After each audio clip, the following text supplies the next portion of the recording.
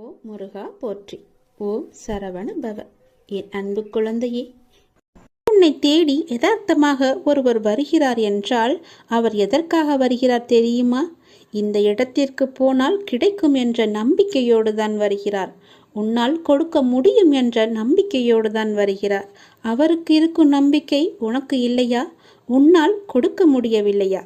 எல்லாம் முடியும். நீ ஒரே ஒரு முறை கொடுத்துப்பார். உன்னால் இல்லை என்று சொல்ல முடியாத அளவுக்கு எல்லாமே உன்னை தேடி தானாக வரும். அகண்ட பிரார்த்தனையை நீங்கள் மேற்கொண்டு பாருங்கள். சக மனித உயிர்களின் துன்பத் துயரங்களை காணும்போது இறைவனிடம் அவர்கள் நலம் வாழ மன்றாடி பிரார்த்தனை செய்யுங்கள். இது உங்களின் துயரத்தை நீங்கள் இறையிடம் கூறாமலேயே போக்கக்கூடிய நல்வழியை அமைத்து தரும். நம்மிடம் உள்ளதை நம்மால் முடிந்ததை செய்வது, மற்றவர்கள் நன்றாக இருக்க வேண்டும் என்ற எண்ணம் படைத்தவன் மட்டுமே புண்ணியத்தை செய்ய வேண்டும் என்று நினைப்பான். அப்படிப்பட்ட நல்ல மனம் ஒன்றே போதும் புண்ணியம் செய்வதற்கு. ஆம், புண்ணியம் செய்ய மனம் வேண்டுமே தவிர பணம் தேவையில்லை.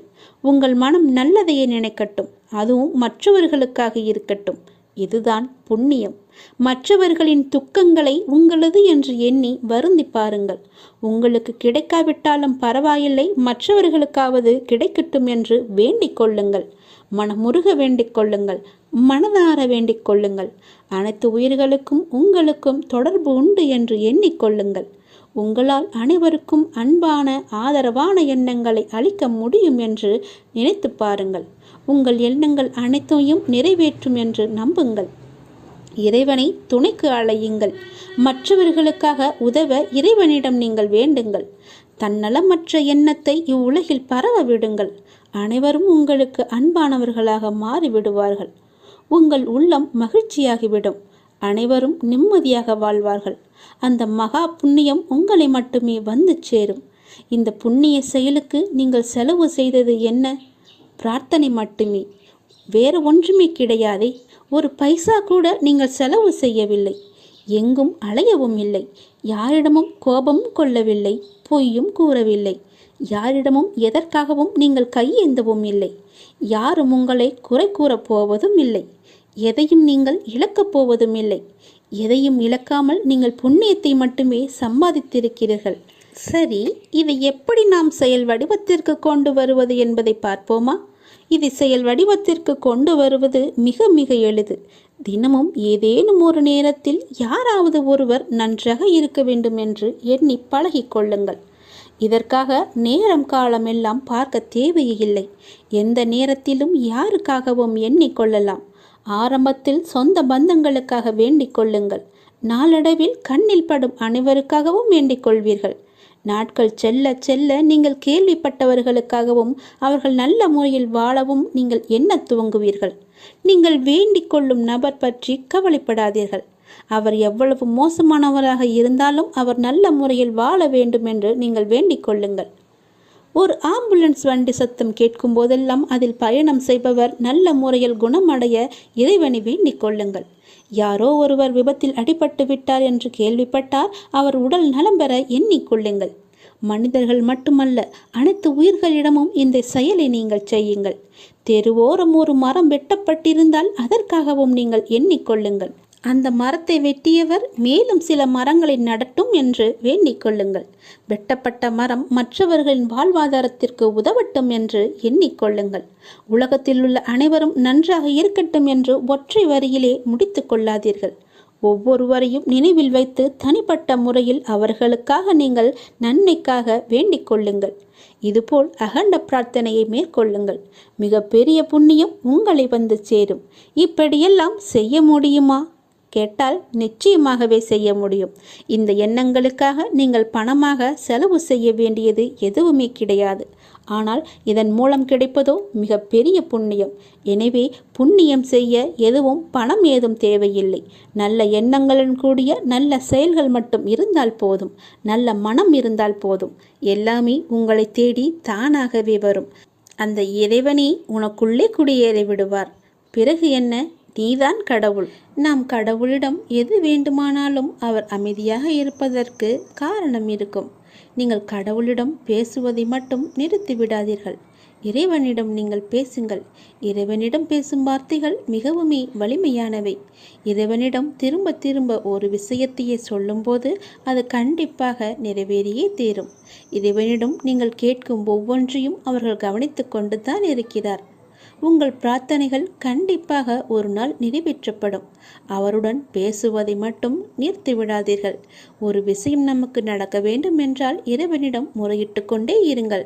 இது நடந்தே ஆக வேண்டும், இதை சரி செய்யுங்கள் அப்பா என்று சொல்லிக் கொண்டே இருங்கள். நிச்சயமாகவே அவர் உங்கள் பிரார்த்தனையை நிறைவேற்றி தருவார். நம்பிக்கையோடு இருங்கள். அவர் தருவார் என்ற நம்பிக்கையோடு இருங்கள். நம்பிக்கை இருந்தால் அந்த வானமும் நமக்கு வசப்படும். இந்த பிரபஞ்சத்தையே ஆளும் மிகப்பெரிய சக்தி உங்களது தேவைகளையும் கண்டிப்பாக நிறைவேற்றும். இறைவனால் நிறைவேற்ற முடியாத அளவிற்கு பெரிய பிரார்த்தனைகள் எதுவுமே கிடையாது. அவர்தான் அந்த பிரச்சனையை உருவாக்கியவருக்கு பிரச்சனையை தீர்க்க தெரியாதா? உங்களுக்கு தேவையானதை கண்டிப்பாக அவர் வழங்கிக் கொண்டே இருப்பார். அதை யாராலும் தடுக்க முடியாது. இதுவரை இறைவன் கொடுத்ததற்கு இனி கொடுக்க போவதற்கும் என அனைத்துக்குமே நீங்கள் நன்றி சொல்ல வேண்டும். நன்றி சொல்ல மறவாதீர்கள். உங்களை கைப்பிடித்து வழி நடத்தி கொண்டிருக்கும் சக்தியை முழுமையாக நம்புங்கள். நீங்கள் யார் மீது ஒருவர் மீது நம்பிக்கை வைத்திருக்கிறீர்களோ அது முழுமையான தூய மனதுடன் கூடிய நம்பிக்கையாக இருக்க வேண்டும். எது செய்தாலும் அசைக்க முடியாத நம்பிக்கையாக இருக்க வேண்டும். அப்போதுதான் அவருடைய முழுமையான லீலைகள் நமக்கு தெரிய வரும். என்றுமே அது உங்களை கைவிடாது. உங்களுக்கு வேண்டியது அனைத்தும் வாரி வழங்கும். உங்களுக்கு வேண்டிய அனைத்தையும் பெற்று நீங்களும் உங்களை சார்ந்த அனைவரும் மகிழ்ச்சியோடு வாழ்வீர்கள். அதற்கு அவரே துணையாகவும் இருப்பார். நீங்கள் செய்ய வேண்டியது எல்லாம் அவரிடம் நீங்கள் தினமும் பேசிக்கொண்டே இருப்பது மட்டும்தான். என்ன அப்பா, எப்படி இருக்கிறீர்கள் என்று ஆரம்பித்து எல்லாவற்றையுமே பேசுங்கள். எல்லாவற்றிற்கும் அவர் நிச்சயம் பதில் தருவார். ஆனால் அந்த பதிலுக்கு நீங்கள் கொஞ்சம் காலம் காத்திருக்க வேண்டும். உடனடியாக நடக்க வேண்டும் என்றால் அது நடக்காது. சிறிது காலம் பொறுமையாகத்தான் இருக்க வேண்டும். இப்போது நீங்கள் செய்ய வேண்டிய மிக முக்கியமான காரியம் என்னவென்றால், உங்களுக்கான காரியங்கள் நிறைவேறப் போகும் இந்த நாட்களில் மிக பொறுமையாக இருப்பதுதான். நீங்கள் பொறுமையுடனும் நம்பிக்கையோடும் இருப்பதுதான் அவருக்கு நீங்கள் செய்யும் வழிபாடு, தொண்டு என்று கூட வைத்துக் கொள்ளலாம். அவர் உங்களிடம் வேறு எதுவுமே கேட்கவில்லை. நான் உங்களுக்கு செய்து தருகிறேன், அதற்கு பதிலாக நீங்கள் என் மீது நம்பிக்கையும் பொறுமையாக இருங்கள் என்று சொல்கிறார். நான் உன் அருகாமையிலேயே எப்பொழுதும் இருக்கின்றேன். உன்னை பார்த்து கொண்டு தான் இருக்கிறேன். உனக்கு என்ன நடக்கிறது? உன்னுடைய பிரச்சனை என்ன? நீ மகிழ்ச்சியாக இருக்கிறாயா இல்லை துன்பக்கடலில் சிக்கிக் கொண்டு இருக்கிறாயா என்று எல்லாமேவற்றையுமே நான் பார்த்து கொண்டு தான் இருக்கிறேன். நீ எதை பற்றியுமே கவலைப்படாதே. நான் உன்னுடனேயே இருக்கிறேன்.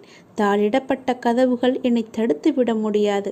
நீர் எங்கு இருந்தாலும் என் நினைவில் வைத்துக்கொள். என் நாமத்தை உச்சரி. உமக்கானதை நீ நிச்சயம் கிடைக்கப் பெறுவாய். இது எனது சத்திய வாக்கு. என் வார்த்தைகள் மீது நம்பிக்கை வைத்து நீ செயல்பட்டு கொண்டு இருக்கிறாய் அல்லவா? பிறகு எதற்காக நீ கவலைப்படுகிறாய்? என்றும் என்றென்றும் உங்களோடு நான் இருந்து கொண்டே இருப்பேன். இப்பொழுது இந்த நொடி நான் உன்னுடன் தான் இருக்கிறேன். நீ எங்கு வேண்டுமானாலும் பார். என் ரூபத்தை நீ காணலாம். உனக்கு நல்லது நடந்து கொண்டே இருக்கப் போகிறது. எனது அருளும் ஆசையில் யாரும் ஒன்றுதான்.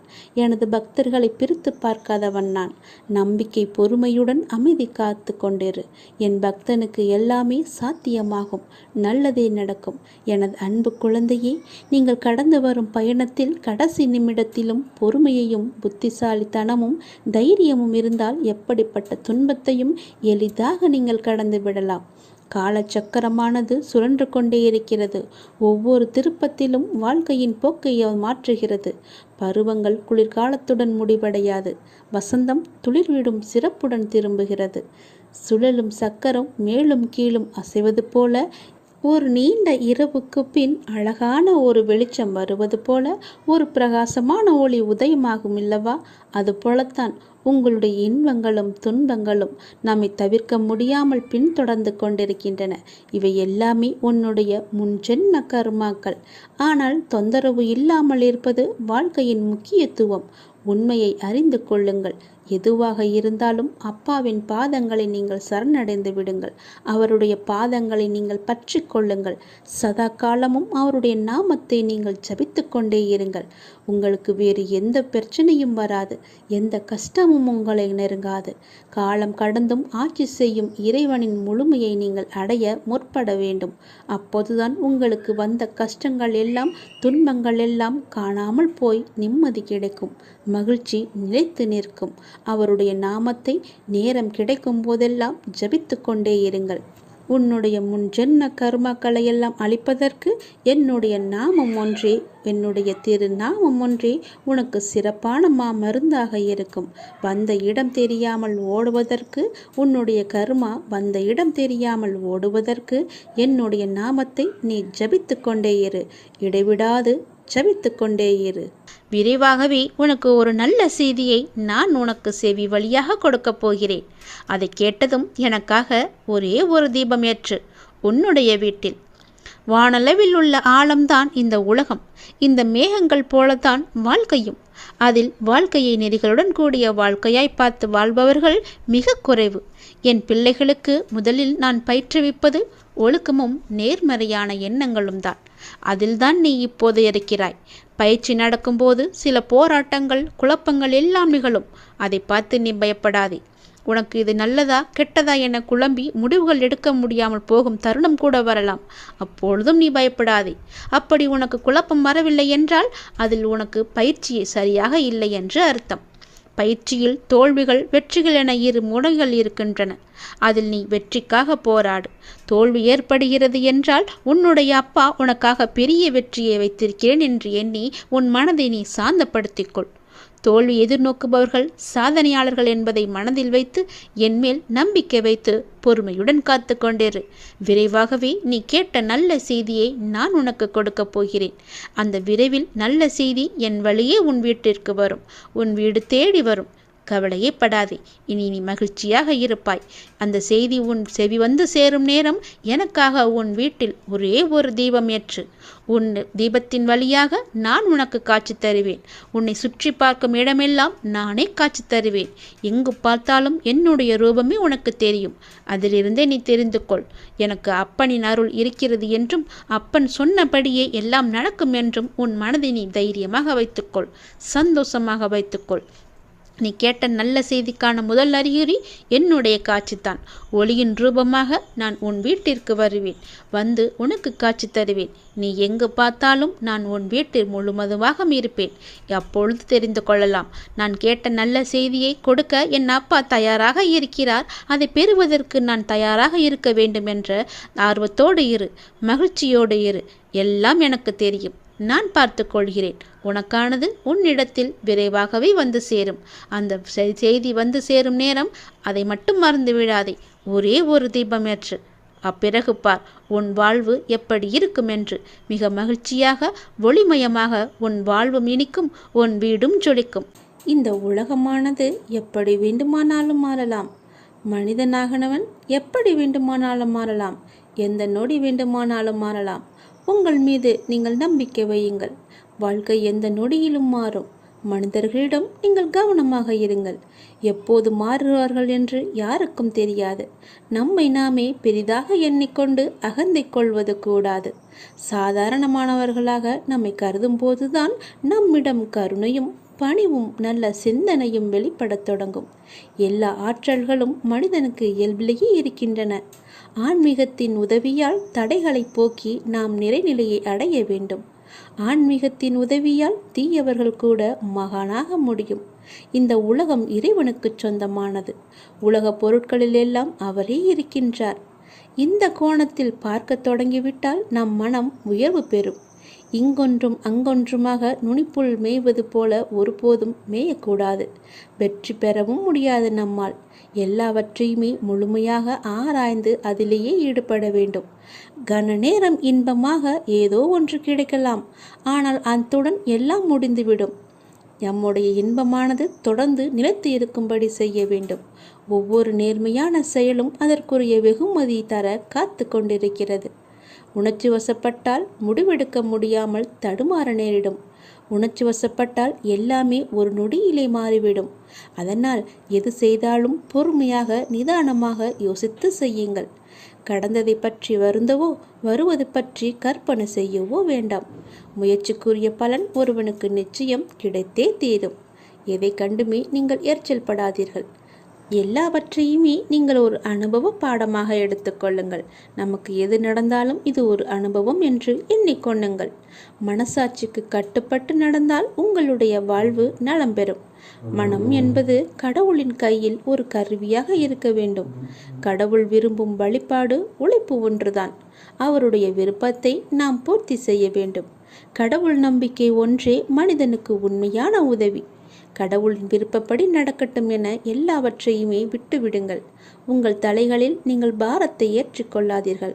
உங்களுக்கு இன்று நடப்பது எல்லாமே அவருடைய விருப்பப்படிதான் நடக்கின்றது. அவர் விரும்பாமல் எதுவும் உங்களுக்கு நடக்காது. அதனால் அவர் விருப்பப்படி வருவதை அவருடைய போக்கிலேயே விட்டுவிடுங்கள். கடவுளிடம் எல்லாம் நன்றாக இருக்க வேண்டும் என்று பிரார்த்தனை செய்யுங்கள். எல்லாம் உங்கள் இஷ்டப்படியே நடக்கட்டும் என்று அவரிடம் விட்டுவிடுங்கள்.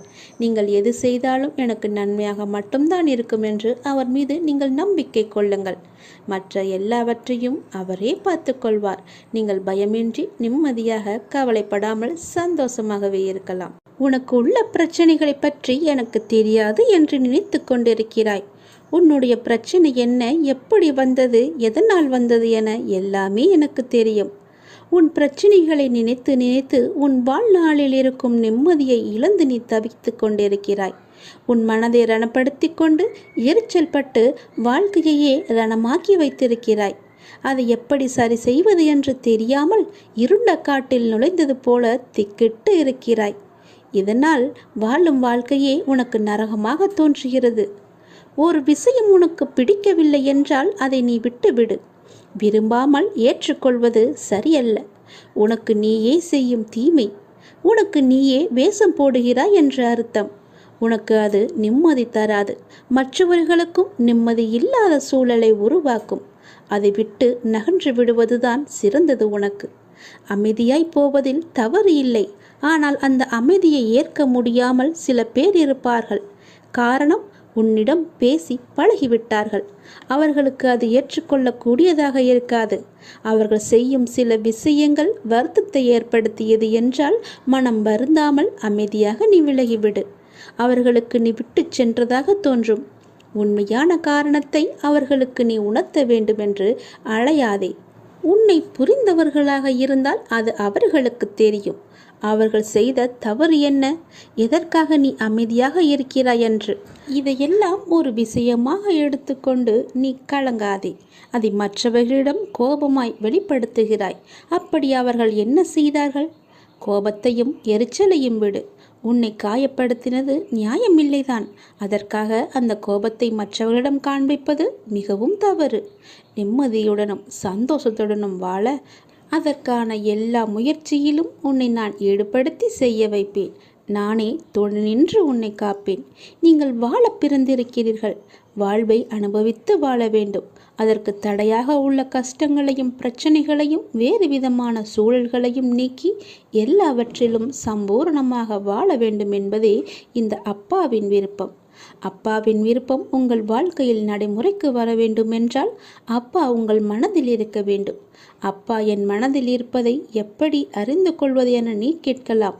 எந்த மனதில் அமைதியும் சாந்தமும் நிலவுகிறதோ, எந்த மனம் எப்போதும் அன்பினால் நெகிழ்கிறதோ, எந்த மனம் எப்பொழுதும் பொறுமை காக்கின்றதோ, எந்த மனம் அனைத்தையும் சகித்து கொண்டு போகிறதோ அந்த மனதில்தான் அப்பா முழுமையாக இருக்கிறார். சில நேரங்களில் கஷ்டம் கலங்கச் செய்யும், வேதனை திகைக்க வைக்கும், பிரச்சனைகள் மூழ்கடிப்பது போல தெரியும். ஆனால் திகைக்கக்கூடாது. எதையும் முன்ஜென்மத்து வினை என எடுத்துக்கொண்டு இனி வரும் நாட்களில் நாம் நன்றாக இருப்பதற்காக இந்த நிலையை அப்பா தருகிறார் என ஏற்றுக்கொள்ள வேண்டும். மனநிலை மற்றும் மாறுதல்களுக்கு மௌன சாட்சியாக இருப்பவன் இறைவன். அப்பா எனக்கு எதையும் செய்யவில்லை என கதறி அழுத நாட்கள் உண்டு. அழுத நாட்கள் எல்லாமே முடிந்து போகும். ஆனந்தமான காலம் உங்களுக்காக காத்திருக்கிறது. மரம் இலைகளை உதிர்க்க ஆரம்பித்து மொட்டையாகி நின்றால் மரம் பட்டுவிட்டது என நாம் கதறுவது கிடையாதே. இது இலையுதிர் காலம், இனி வசந்த காலம் வரும் என்பதை நினைத்து நாம் காத்திருப்போம் இல்லையா? அப்படியேதான் உங்களுடைய வாழ்க்கையும். இந்த துன்ப நாட்கள் எல்லாமே முடிவுக்கு வரும். முடிவுக்கு வந்து உங்களுக்கு இன்பம் சேரப்போகிறது. அன்றைக்கு நீங்கள் தகுதியாக இருப்பதற்கு இந்த கஷ்டம் என்ற பயிற்சி உங்களுக்கு அளிக்கப்படுகிறது. அப்பா எப்படி முழுமையானவரோ அப்படியே நீங்கள் முழுமையான தன்மை உடையவர்கள். அவரே முழுமையை நோக்கி உங்களை அழைத்து செல்வார். எதை பற்றியுமே நீ கவலைப்படாதே. உன்னோடு நான் எப்போதுமே இருப்பேன்.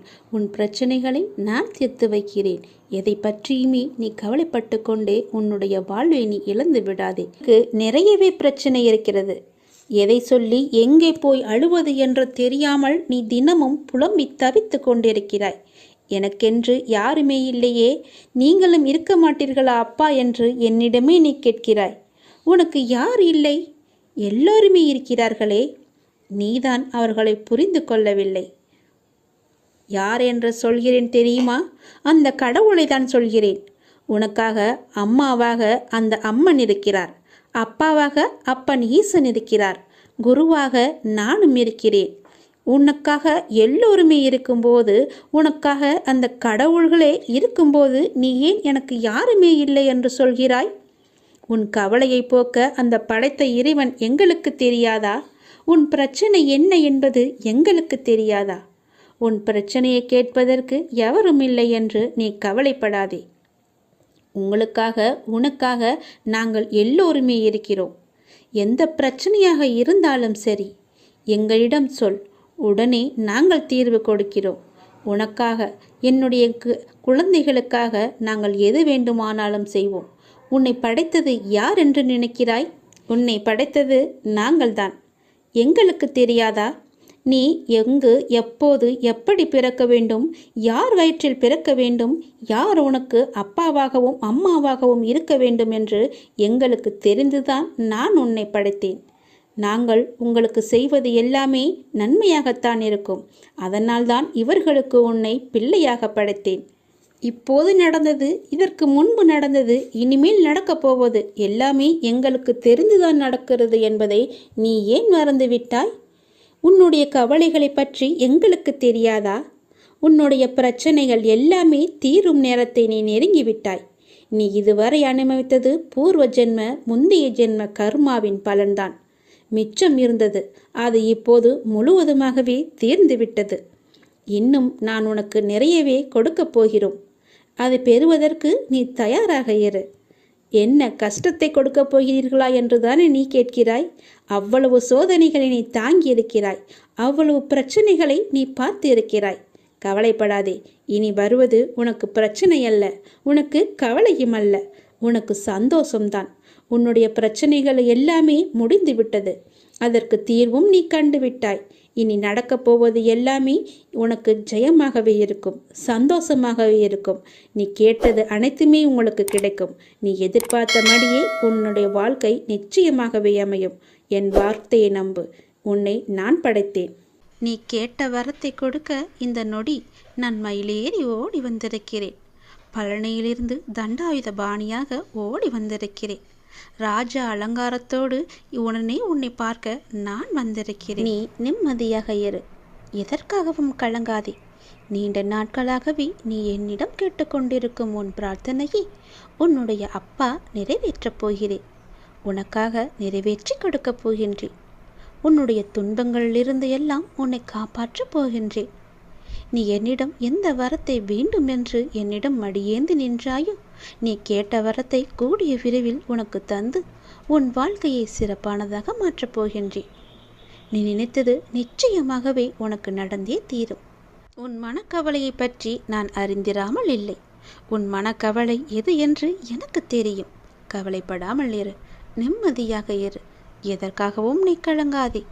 எல்லாவற்றையுமே நான் சரி செய்துகிறேன். நீ செய்ய வேண்டியது எல்லாம் ஒரே ஒரு தீபமேற்றி என்னையே நீ தியானித்து வா. எல்லாவற்றையும் நான் சரி செய்து உனக்கு நல்வழியை நான் காட்டுகின்றேன். உன்னுடைய பலம் எது, பலவீனம் எது என்று நீ அறிந்து கொண்டாய் என்று நினைக்கின்றேன். இனி உன் பலம் நீ அறியப் போகின்றாய். எதை நீ பெற முடியாது என்று உன்னை ஏளனமாக பேசினார்களோ அதை நீ பெறப்போகின்றாய். உனக்கு இதெல்லாம் நடக்கவே நடக்காது என்று அகந்தையோடு இருந்தார்கள் அல்லவா? அவர்கள் அகந்தையை நான் ஒழிக்கப் போகின்றேன். அவர்கள் நடக்காது என்று நினைத்த விஷயத்தை உனக்காக நான் நடத்தி காமிக்கப் போகின்றேன். யார் உனக்கு எதிராக பேசினாலும் அவர்களுடைய எதிரான பேச்சுக்கு நேர்மறையாக நல்ல பதிலை நான் தரப்போகின்றேன். உன் நம்பிக்கையின் பலம் மற்றும் உனக்குள்ளே இருக்கும் சக்தியின் உந்துதலால் இவை நிச்சயம் நடக்கும். நடக்கத்தான் போகின்றது. நீ பார்த்து கொண்டே இரு. நீ என்னுடைய குழந்தை. இந்த வாழ்க்கை என்ற விளையாட்டில் நீ வெற்றி பெற நான் அல்லவா உனக்கு குருவாக இருந்து வழிநடத்தப் போகின்றேன். இதுவரை நான் வழிநடத்தி வந்தேன். இனியும் அப்படித்தான் செய்வேன். கவலைப்படாதே. உன் பலவீனத்தை நான் உனக்கு புரிய வைத்தேன் அல்லவா? அதுபோலவே உன்னுடைய பலம் எது என்பதையும் நான் உனக்கு புரிய வைப்பேன். உனக்கு கிடைக்காமல் இருந்ததை நான் உனக்கு கிடைக்கச் செய்வேன். இனி நடக்கவே நடக்காது, எனக்கெல்லாம் இப்படி நடக்குமா என்று யோசித்த உன்னை நேர்மறையாக சிந்திக்க வைத்து எனக்கு மட்டுமே நடக்கும், இது எனக்கு மட்டுமே என்ற சாத்தியத்தை நான் உனக்குள்ளே கொண்டு வருவேன். என் துணை உனக்கு எப்போதுமே இருக்கும். எதை பற்றியும் நீ சிந்திக்காதே. நிம்மதியாகவே இருக்கலாம். எதற்காகவும் நீ கலங்கக்கூடாது. நீ என்னிடம் கேட்ட வரத்தை நான் உனக்கு தரப்போகின்றேன். உன் மனக்கவலையை நான் தீர்க்கப் போகின்றேன். எல்லாவற்றையுமே சரி செய்து உனக்கு நல்வழியை நான் காட்டப் போகின்றேன். என்னை மட்டுமே நீ நம்பிக்கொண்டிருக்கின்றாய். உன் நம்பிக்கையின் பரிசாக நீ கேட்டதை, நீ கேட்ட வரத்தை அப்படியே தரப்போகின்றேன். எப்படி வேண்டுமென்ற ஆசை உன் மனதுக்குள் இருக்கிறதோ அது போலவே நீ கேட்ட வரத்தை நான் கையேந்தி தரப்போகின்றேன். அதை நீ பெற்றுக்கொள். சந்தோஷமாகவே பெற்றுக்கொள்.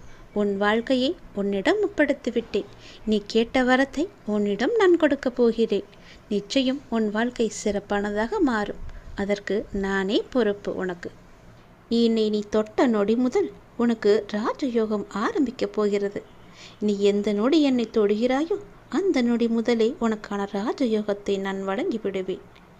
காலம் என்ற ஒன்று உனக்கு இருக்கும் வரை உன்னுடைய அப்பா நான் இருப்பேன். கலங்காதே. எதிர்காலம் குறித்து உனக்கு பயமே இருக்க வேண்டாம். அந்த பயம் இருந்தால் அதை எதிர்கொள்ளும் வலிமையை நான் உனக்கு தருவேன். இந்த நொடியை உன்னோடு இருப்பவரோடு மகிழ்வுடன் செலவிடு. நாளை என்பதை என்னிடம் ஒப்படைத்து முடிந்த நன்மைகளை இன்று நீ செய்துவிடு. நியாயமாக உனக்கு கிடைக்க வேண்டிய எல்லாமே கிடைத்துவிடும். காயத்திற்கு மருந்தும் காத்திருந்ததற்கு விருந்தும் உனக்கு கிடைக்கப் போகின்றது. என்னுடைய அருள் உன்னை வந்து சேரப்போகின்றது. உனக்கு ராஜயோகம் ஆரம்பிக்கப் போகிறது. நான் சொல்லும் இந்த ஒரு மந்திரத்தை நீ சொல்லிவிடு. இது முருகனின் மந்திரம். இந்த மந்திரத்தை நீ சொன்னால் அந்த முருகன் உனக்கு நிச்சயம் துணை இருப்பார். ஓம் தபராஜ பதையே நமோ நமக என்ற மந்திரத்தை நீ சொல்லி வா. தினமும் அவருடைய அருள் உனக்கு கிடைத்து உனக்கு வேண்டியது எல்லாமே உனக்கு கிடைத்துவிடும். இந்த மந்திரத்தை நீ தினமும் சொல்லி வர உனக்கு ராஜயோகம் கூடிக்கொண்டே வரும். அதை யார் நினைத்தாலுமே தடுக்க முடியாது.